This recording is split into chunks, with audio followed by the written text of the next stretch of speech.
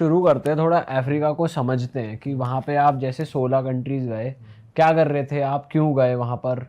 Basically भाई मेरे पास इतना ज़्यादा बजट नहीं था। मैं मतलब कि कोई अमीर घर से हूँ नहीं, तो मैंने सोचा कि मैं वॉलंटियरिंग वाला ऑप्शन लेता हूँ। एक वेबसाइट है वर्क अवे नाम की, तो उसमें क्या होता है कि आप होस्ट ढूंढ सकते हो जिन्हें थोड़े बहुत काम की ज़रूरत है, जैसे कि जिनकी कोई छोटी बड़ी ऑर्गेनाइजेशन है और वो उनको लोग चाहिए जो उनसे पैसे डिमांड ना करें, और वो आपको रहने और खाने की जगह दे देते हैं और उसके बदले आपको उनके लिए थोड़ा बहुत काम करना पड़ता है। तो लगभग मैंने हर कंट्री में अलग अलग टाइप के काम किए और बहुत ज़्यादा अलग अलग रिजॉर्ट रहते हैं वहाँ पर, उनके अंदर काम किया, जैसे कि गेस्ट को अटेंड करना रिजॉर्ट के अंदर, स्कूल में बच्चों को पढ़ाना। मोजाम्बिक के अंदर मैंने एक मैरीन सेंचुरी के अंदर काम किया।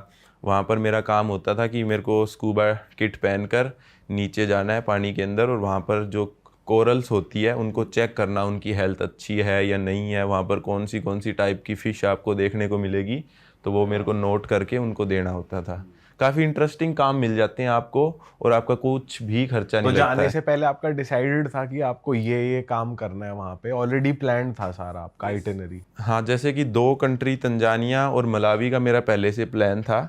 बाकी धीरे धीरे मैंने जैसे जैसे कंट्री में आगे गया तो मैंने प्लान करता गया, क्योंकि आपको पता है भाई मेरे पास इंडियन पासपोर्ट है, तो मैं ज़्यादा लंबा प्लान कर नहीं सकता हूँ, क्या पता कौन सी कंट्री मुझे वीज़ा दे ना दे। तो इसीलिए थोड़ा ही सा प्लान रखता हूँ मैं, महीने 2 महीने का, उसके बाद धीरे धीरे अपने आप प्लान बन जाते हैं। तो वीजा आपका अफ्रीका का जहाँ गए थे तांजानिया में, आसानी से लग गया था वीजा? हाँ, तंजानिया का, मलावी का, इनका आसानी से लग गया था, कोई दिक्कत नहीं आई मेरे तो को। कितना टाइम लगता है, मतलब कितने टाइम का मिलता है वीजा और कितना लंबा प्रोसेस है? लगभग जैसे अफ्रीका में क्या है कि आप पहले अप्लाई करते हो 1 महीने का मिलता है, फिर आप 2 महीने और एक्सटेंड करवा सकते हो। अच्छा, तो लगातार 1 साल रुकने के लिए फिर आपको वहीं उसी कंट्री से अगली कंट्री का वीज़ा अप्लाई करना अप्लाई पड़ रहा करना था? पड़ता था, हाँ। ओके। तो भाई स्ट्रेट अप शुरू करते हैं, सबसे यूनिक चीज़ जो आपने किसी भी कंट्री में नोटिस करी हो, जो जैसे बीइंग एन इंडियन आपको पता ही नहीं था कि भाई दुनिया में ये भी चल रहा है, वो बताओ। मैं तंजानिया के बाद मैं गया मलावी में भाई, और मलावी में मैंने एक रिज़ॉर्ट के अंदर वॉलंटियरिंग करनी स्टार्ट की। और लेकिन उस रिज़ॉर्ट के अंदर जगह नहीं थी वॉलंटियरिंग के लिए, लेकिन वो कहते हैं अगर आप कहीं बाहर रुक जाओगे और फिर आप वॉलंटियरिंग कर सकते हो, हम आपको जगह प्रोवाइड नहीं करवा मतलब आपको सकते। रिजॉर्ट में रूम वूम नहीं देंगे हाँ, रहने का, आप बाहर रहो और आके यहाँ काम कर काम लो। करो। मेरा काम था उनका सोशल मीडिया हैंडल करना, उनका रूम था। तो बाहर मेरे को एक बंदा मिला जो उसी के रिजॉर्ट के अंदर बार में काम करता था। तो उसने बोला कि हाँ भाई, मेरे घर के अंदर एक रूम खाली है, तुम रेंट पे ले लो। और उसका रेंट कुछ भी नहीं था भाई, 1 महीने के अंदर मुझे सिर्फ $30 देने थे। 30 US डॉलर बस बस। $30 कितने हो गए, 2400 लगभग रुपये? 2500 रुपये, 2400 3,500 2500 रुपये 1 महीने के। तो मैंने कहा सही है, डील है, अच्छी डील है, और मेरे को लोकल लोगों के साथ रहने को मिलेगा, एक्सपीरियंस मिलेगा। तो स्टार्टिंग में तो मेरे को उन्होंने मतलब कुछ ज़्यादा नहीं बताया, जैसे जैसे मैंने उनका अच्छा दोस्त बन गया, मैं ज़्यादा टाइम स्पेंड किया, तो उन्होंने मुझे बताना शुरू किया कि भाई अब मैं वहाँ पर देख रहा था कि बहुत से गोरे आ रहे हैं। उस टाउन में एक ही रिजॉर्ट था, वो सिर्फ बिल्कुल छोटा सा रिजॉर्ट था। वहाँ की एक लेक है, मलावी लेक, उसके बिल्कुल किनारे पे बना हुआ था वो। और फिर मैं उनसे पूछने लगा कि भाई ऐसा क्या है इस टाउन के अंदर, एक ही तो रिजॉर्ट है, इतने गोरे क्यों आते हैं?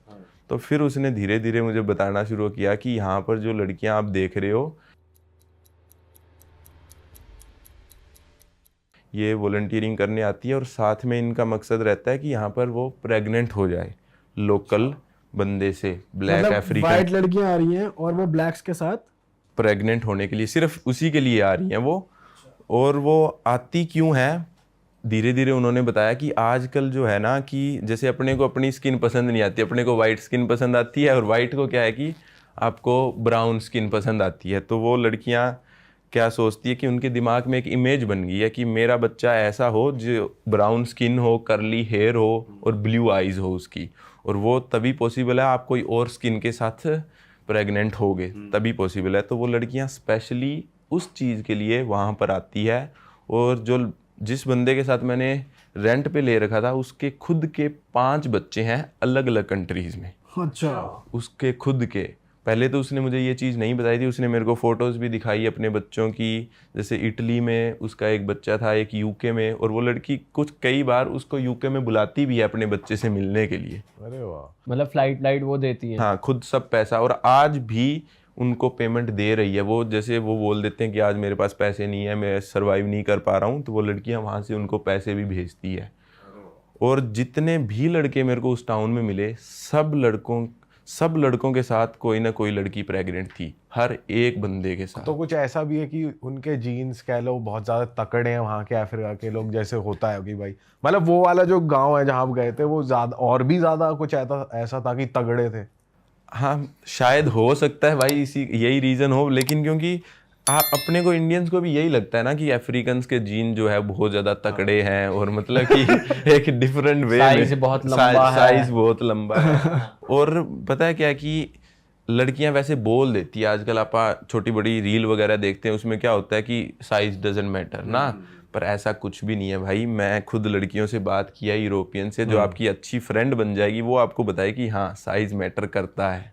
अच्छा जी। नहीं तो अगर साइज मैटर नहीं करता था वो चाइना क्यों नहीं जाती, थाईलैंड क्यों नहीं जाती था वो चीज़ भी। हाँ तो अफ्रीका में एट द एंड मैटर करता है। एट द एंड मैटर करता है। और अगर मतलब कि लड़कियां यही बताती है आपको कि अगर आपको यूज़ करना भी आना चाहिए, अगर आपका साइज़ बड़ा नहीं है तो आपको यूज़ करना आना चाहिए। और अफ्रीका में अगर किसी को यूज़ करना भी नहीं आता है तो उनका साइज़ पहले से बड़ा है, तो उनको ज़रूरत भी नहीं है सीखने की।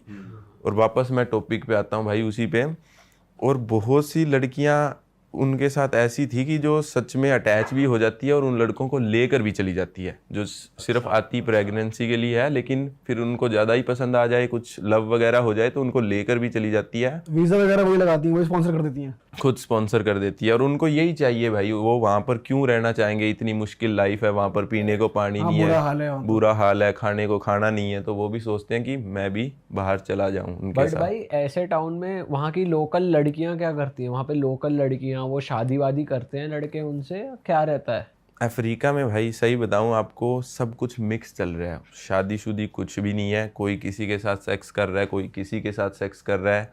और लड़कियों की बात मैं बताता हूँ भाई, वहाँ पर कुछ गोरे भी आते हैं, लौंडे। हाँ लौंडे आते हैं, और वो उन लड़कियों के साथ भी चले जाते हैं, उन लड़कियों को भी लेकर चले जाते हैं।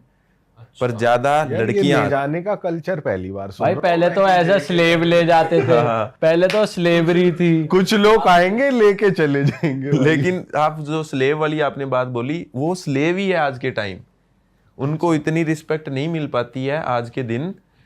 मतलब जैसे आप बता रहे हो कि वो प्रेग्नेंट होने आ रहे हैं, तो तब उनको स्लेव थोड़ी कंसिडर करते होंगे, तब तो उनसे जैसे अटैच भी हो गए या कुछ हो गए, या सिर्फ उनका एक ही काम है कि आप बस सेक्स करो हमारे साथ, बाकी आप दूर रहो ये हमसे। सिर्फ बिजनेस है भाई एक तरीके का, मतलब ये उनके लोकल लोगों को पता है कि वो लड़कियां आ रही है इसीलिए आ रही है, हमें पैसा मिलेगा, उनकी अटैचमेंट नहीं है इतनी, कोई खुद को लड़की की हो गई। जो लेके जा रही हैं अपने साथ और साथ ही रख रही हैं, तो उस वे में तो रिस्पेक्ट सही होगी ना। हाँ फिर उनकी रिस्पेक्ट सही है, लेकिन फिर वो क्या है कि अब देखो एक अफ्रीकन बंदा एक अफ्रीका में रहा हुआ, अब उसको बाहर वहाँ चली गई, वहाँ पे तो 100 ऑप्शन दिखेंगे भाई, वो उस लड़की के साथ क्यों रहेगा।